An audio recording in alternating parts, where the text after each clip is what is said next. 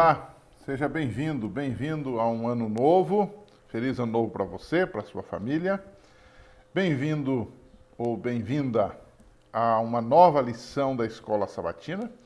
Nesse trimestre vamos estudar um pouquinho sobre o profeta Isaías. São 66 capítulos maravilhosos dentro das Escrituras Sagradas.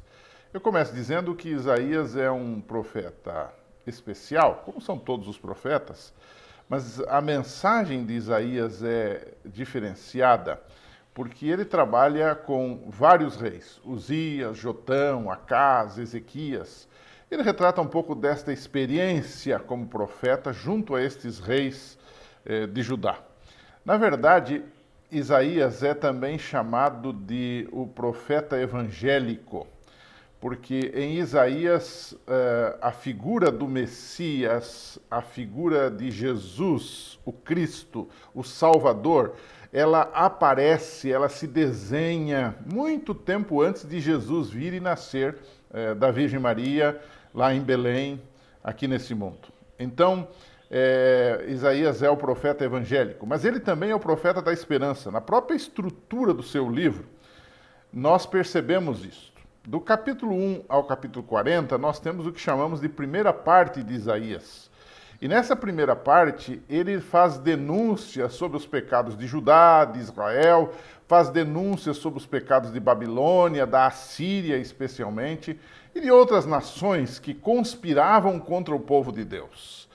Porém, quando você toma do capítulo 40 até o 66, que constitui a segunda parte de Isaías, você percebe que o tom é diferente.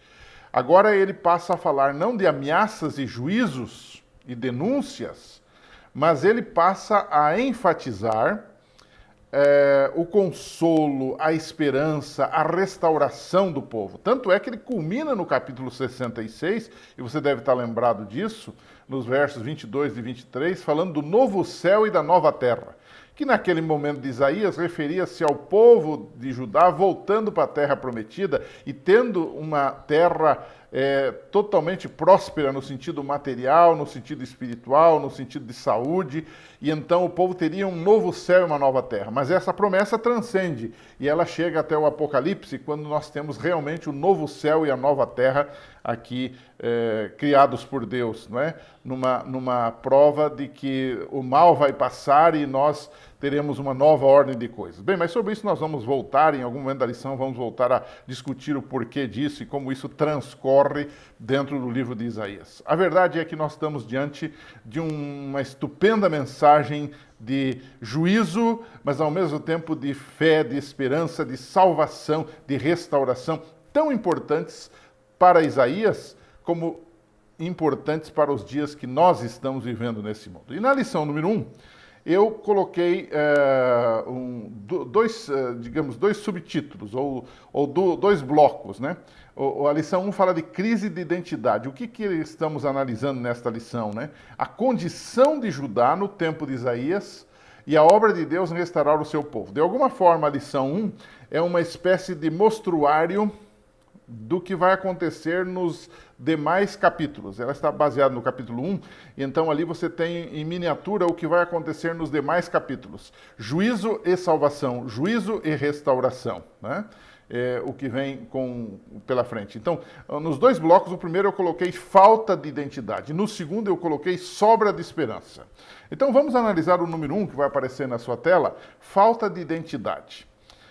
Ao se identificar como profeta, né, que ministrou, como eu já disse, em 4 reinos de Judá, o reino de Uzias, Jotão, Acás e Ezequias, durante muitos anos Isaías profetizou, o profeta também fala que, embora ele tenha identidade, o seu povo, o povo de Deus, não tem identidade.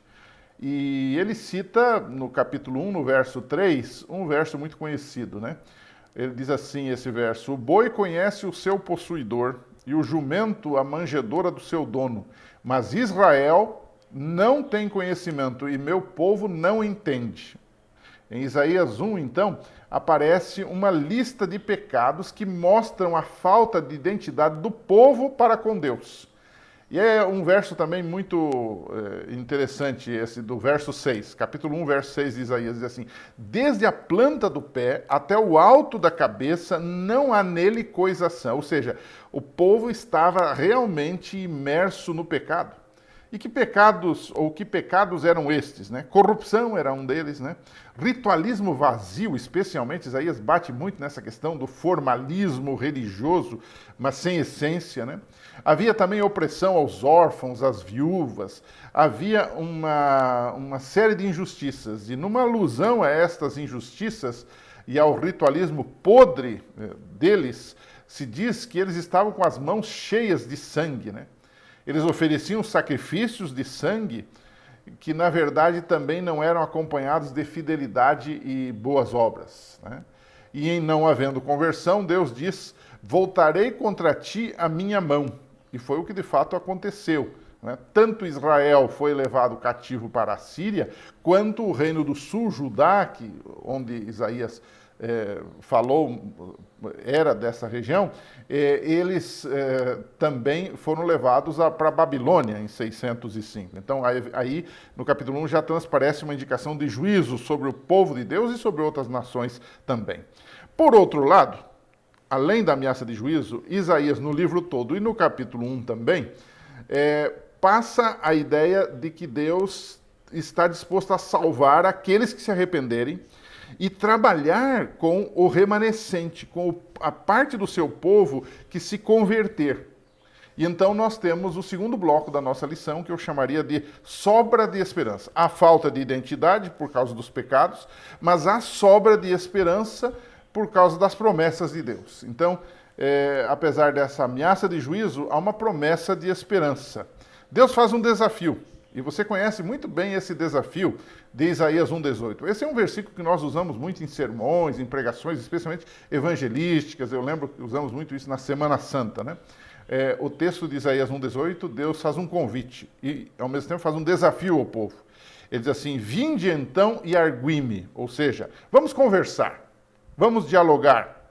Diz o Senhor: ainda que os vossos pecados sejam como a escarlata, eles se tornarão brancos como a neve, e ainda que sejam vermelhos como o carmesim, se tornarão como a branca lã, né? Escarlata aqui é vermelho, né? O vermelho simboliza o sangue, né? E esse pecado vermelho deles simbolizava o sangue derramado de inocentes injustiçados por eles, né? Por outro lado, aqui, em outras partes da Bíblia, o branco representa a pureza, que pela graça de Deus nós podemos atingir, e eles também podiam atingir, né? Então você percebe que Deus está fazendo um desafio para eles. Porque, na verdade, Judá, né, era uma vinha, que ao invés de uvas doces, ou seja, bons frutos, boas obras, segundo Isaías 5, de 1 a 7, estava produzindo uvas amargas, ou seja, más obras, coisas ruins, não é? E eles tinham dois caminhos agora, né? O Isaías 1,19, continuando aquele verso 18, ele diz assim: se quiserdes e obedecerdes, comereis o bem desta terra. Ou seja, é sempre assim.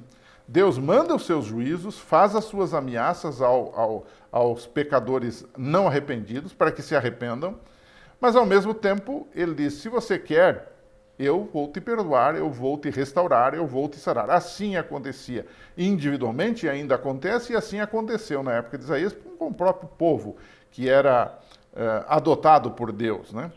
E agora ele diz assim: mas se você recusar, né, diz o verso 20, né, se você for rebelde, vocês serão devorados à espada, porque a boca do Senhor o disse. Ou seja, nós temos aqui claramente a mensagem bíblica: juízo e salvação. Pode ser juízo e salvação ao mesmo tempo, quando nós aceitamos, o juízo é ao nosso favor, quando aceitamos a Cristo e ao Evangelho e a palavra de Deus. Agora, pode ser juízo e perdição, porque nós não aceitamos, ou juízo e condenação. São opções que nós temos, nós é que decidimos, né? Para a gente concluir, seria interessante você trabalhar um pouquinho aquela parábola da vinha de Isaías capítulo 5.